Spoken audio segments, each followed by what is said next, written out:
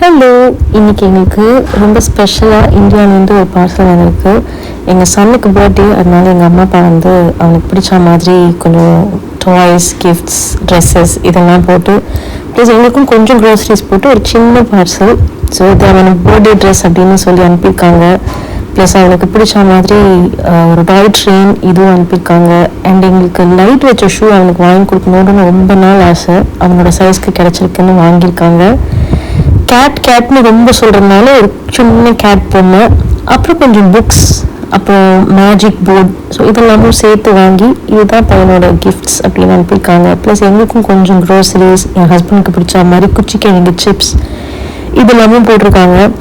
எனக்கு வந்து இங்கே காஜல் வந்து அவ்வளோவா நல்லா கிடைக்காது. அதனால ரெனியோட மிட் நைட் கோல் காஜல் எனக்கு அங்கே ரொம்ப பிடிக்கும் யூஸ் பண்ணுறதுக்கு. ஸோ அது ஒன்றும் இல்லை, 3 வாங்கி அனுப்பிடுறேன்னு சொல்லி எங்கள் அம்மா 3 வாங்கி அனுப்பிட்டாங்க.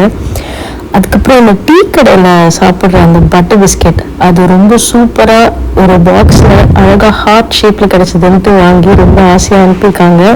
டேஸ்ட் பண்ண ரொம்ப சூப்பராக இருக்குது. இந்த மழை நாளுக்கு வத்தக்குழம்பு எனக்கு ரொம்ப பிடிக்கும். ஸோ அதை நான் வைப்பேங்கிற ஹோப்பில் அனுப்பியிருக்காங்க. அது கூடவே சேர்ந்து கொஞ்சம் ஜவ்வரிசி வடை, அப்புறம் மினி அப்பளம் இதெல்லாமே வாங்கி அனுப்பியிருக்காங்க. இந்தியாவிலேருந்து பார்சல் வந்ததுனாலே அதில் என்ன வருது எவ்வளோ வருதுங்கிறத தாண்டி அது அவங்களே வந்த மாதிரி ஒரு ஹாப்பினஸ்.